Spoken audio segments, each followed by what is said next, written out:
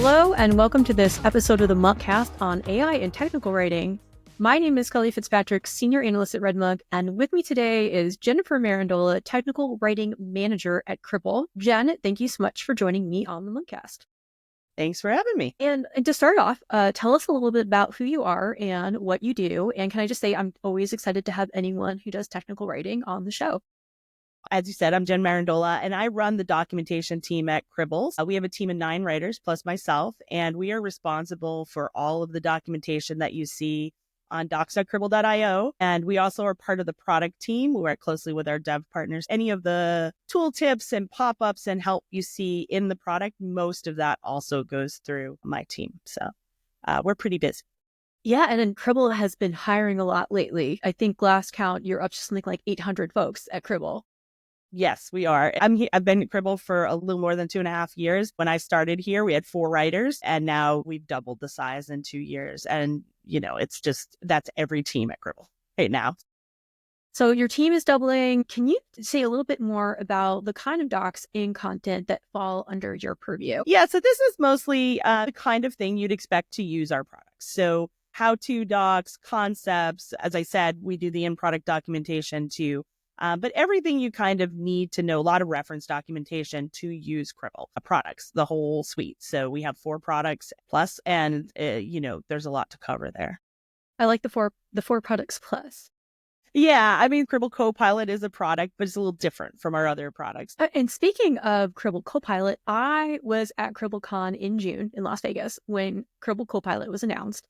And one of the features is to use Cribl Copilot to access information in the documentation. And I think the actual tagline, if you go to the Cribl Copilot part of the Cribl website, is like, let Copilot do the book work for you, search thousands of pages of content in seconds and find exactly what's needed to get the job done, which sounds delightful. But also, so there immediately we have this intersection of what your team does. So like documentation of all kinds and Cribl Copilot. So we've got our AI and technical documentation. So tell me about that. And what role has your team played in supporting this intersection of AI and documentation? It's been really interesting for us. This kind of started as, hey, we've got this Copilot. Can we index your documentation? So we use a static site generator called Hugo to create our docs. We author them in Markdown. We store them in a Git repo. It's pretty basic, pretty simple. And the AI team was like, hey, how do we index this stuff? So we kind of explained how the repo is laid out. Some of our products, we do a back version. So it's kind of important to know what's new versus what's old content. And they just sort of had at it. They indexed it and Copilot started answering questions. If you've worked with an AI today, you realize that they're great for some things. And then every once in a while, they just come to you with something that just sounds plausible, but really, when you look into it, it's just not true. So the AI team will tweak things on their side. They will, and I don't pretend to understand this, but they will do some work with their algorithms and try to get those answers better. But after a while, we were like, hey, we could also be doing something on our side that is making it really hard for you to learn. And so maybe we can work together and figure this problem out. So now I think we're in that trying to figure out how can we, from a doc side, make things better for the AI, in addition to what the AI team's already doing.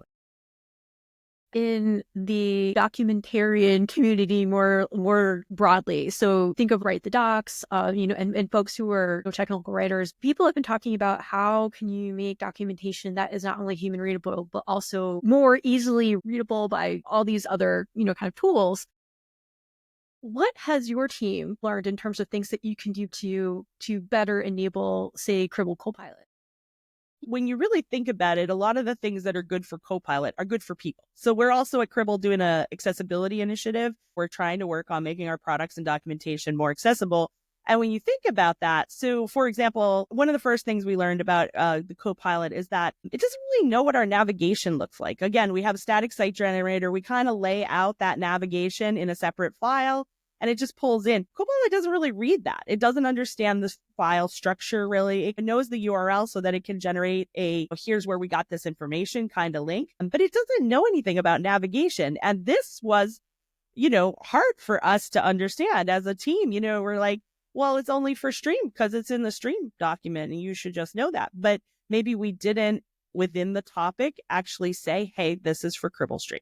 And so we're learning that humans are really good at inferring information, right? When we give them a topic, they know where they are in the navigation. They can see all the things, they're very visual. And so they will infer like, oh yeah, okay, I know this is about Cribl Stream because I see I'm in the Cribl Stream docs. Your AI won't do that. And to be honest, we're also learning it's probably bad assumption that all humans will do that as well. So again, what's good for the AI in many cases, another instance is images. We rely on graphics to convey a lot of information, especially flow type information.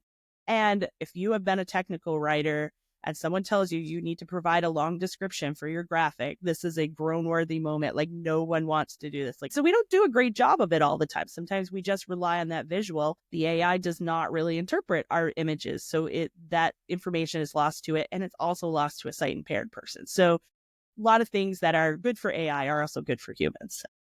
That moment of you cannot just rely on the visual is especially for accessibility, because there's been a lot about alt text, and making sure people use it. And I'm here for maybe the whole AI craze helping us get more accessible documentation, if that's what it takes to get more accessible documentation. The great thing about the AI is it's not, it doesn't have any feelings, right? It is flat out, it is reading every word we wrote, and it is giving you the best answer it thinks it could come up with. So it's really hard to argue with it in terms of with people, we tend to be like, they just weren't looking right, or maybe they didn't ask the right question or whatever. The AI just doesn't, there is no, I was being lazy and I just didn't want to look for it. There is no, I just didn't do it. It knows it's doing whatever it can with the information we put in front of it, but it's also very literal. And so you really do learn quickly what it does and doesn't do very well. Love the characterization of AI. Well, it has no feelings. So you can't really be like, well, the AI didn't read the documentation right. That's not how that works.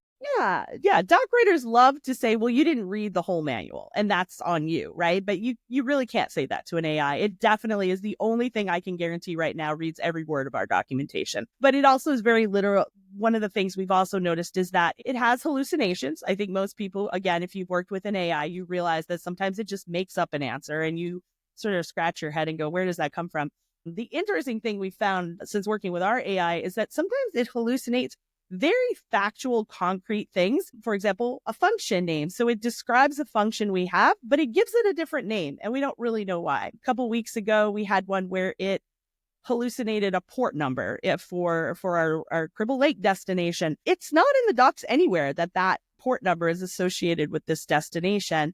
So we really start to look at it like, where does this appear? Where do we talk about this destination? Is there a connection there somewhere? And actually, just last week at our company kickoff, I was talking to one of the AI engineers and going, can we selectively remove content and see if that changes the answer versus adding the content and not knowing where? Because I really want to get to the root of why does it make up an answer for something that's so clearly documented? For things that are more workflow or very complex, you can kind of understand that it has limited information.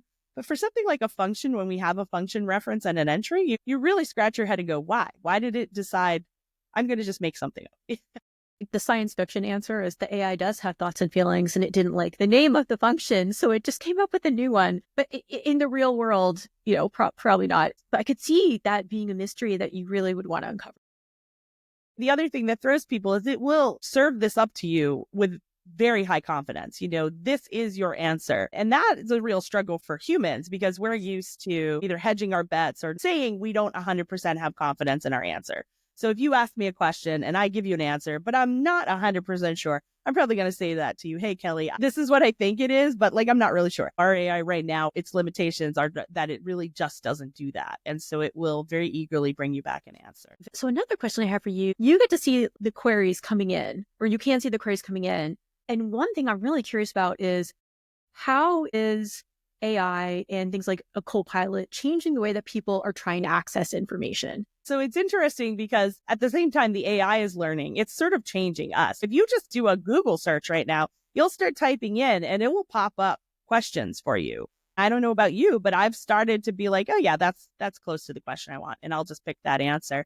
And so with Copilot, we can see the queries that are coming in, which is really great for technical writers, because one of the things we always wonder about is what do people really want to know? What is the question they really want to ask? And now we can see because people will ask the actual question they want to know. And so that's really exciting. But there's also this whole thing of even in our on-page search, which is not AI driven, and we look, I see users typing in less keyword searches and more like, how do I that?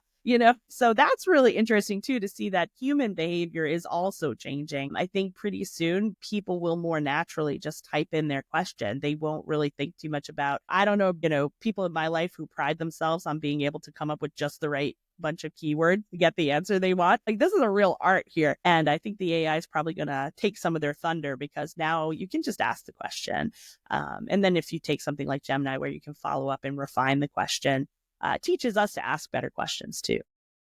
I almost wonder if I'm lazy because I'm from the keyword in the search engine generation, and I don't want to put together an entire question just to get the thing that I want. But to your point, I'm being trained to do that by the tools that I heretofore have been able to just kind of do like my keyword search. And when it prompts you with the question and you look at the question and go, yeah, that's kind of what I want to know, it's real easy to just click on that question and there you go.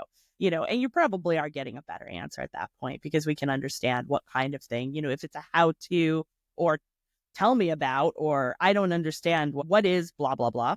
That's a very different question than how do I do something? And so that alone, not really sure AI takes that into account right now. But for us looking at the questions, it definitely helps us understand. Maybe we need more contextual information because people are asking, what is this? And what is that? And what is this? Versus, again, how-to information where they're asking specific workflows and queries.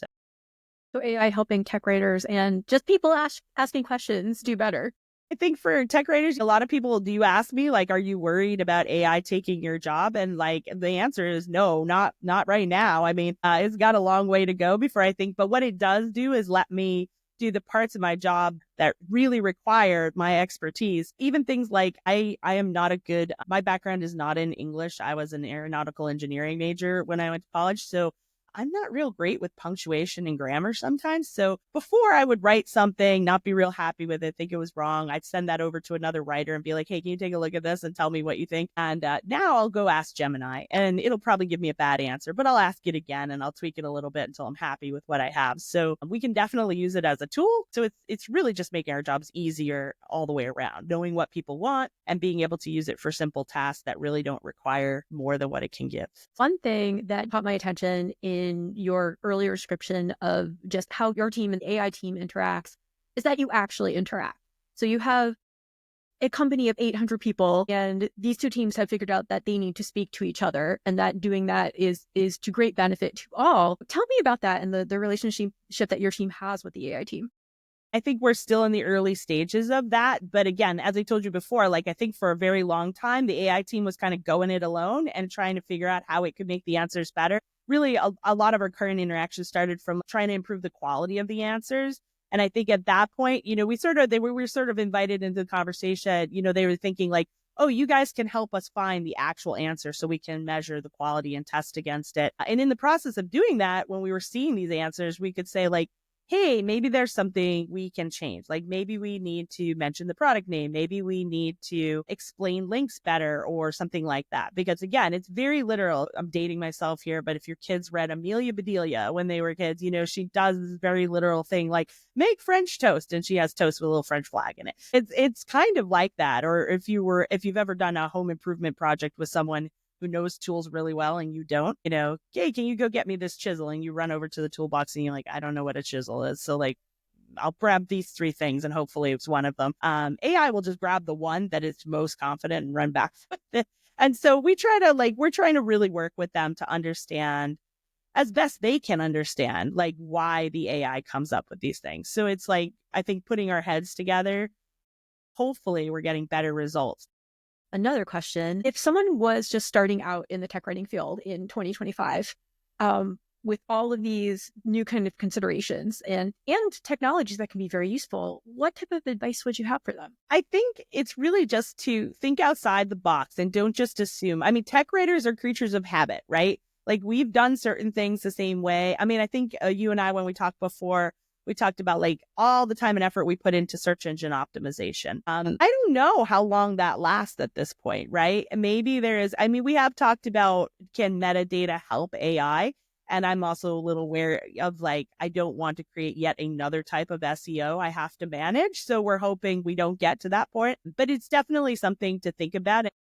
Learning this craft is one thing, but also keeping an open mind to the fact that the landscape has completely changed. In fact, I did a blog post for Cribl, I don't know like exactly when, and it was just my like thoughts on, you know, when I was a younger tech writer and we were kind of making the transition from sort of these, you know, very narrative, very long, lengthy docs where we kind of expected you to read every word and know everything we said, to making more like, you know, when we got into data and task-based and people just want to know how to do it. They don't want all this information. It took a long time for writers to shift. Mark Baker, the author of Every Page is Page One, saying people are going to search and they're going to land in the middle of your document and you cannot assume they are going to use that table of contents. So we already had this navigation problem that we're talking about with the AI, but we were like, it was okay. We learned to do some things and, you know, get around it. But this is another one of those mind shifts where you need to go from like what was working before may not be what we need to keep doing in the future. I mean, one of the great things about being at Cribl right now is we do have this AI team and these guys and gals are fantastic. They're so enthusiastic about what they do and so excited to get this done. So it's really nice to be able to work with people like that, that just really love what they do and can help explain that to us. So if you can find that connection, you will 100% benefit from it, but don't be afraid of it for sure. Think outside the box and find some good coworkers. That's what you should do, right? The coworkers that are thinking outside the box. And I do think like AI forces people to think outside the box because it just doesn't follow our rules. And we need to keep on top of that. So Jen, I noticed in your background, and people listening to audio are not going to be able to see this, but is that a painting of a goat? It's a painting of a goat. His name is Vincent van Gogh. So you can see this is my little, mostly a Cribl shrine behind me. So we are very big on the goats here at Cribl. So I collect little bits from every kickoff and now people know about the goats. So my people will buy me goats like, hey, I found this goat thing for you. I have quite a collection of goat things going on back there. Cribl goat collection. I love it. Well, Jen, we are about out of time, but before we go, how can folks hear more from you aside from actually going and looking at the Cribl documentation? Is that technically partly from you? I would say look for me on LinkedIn, right?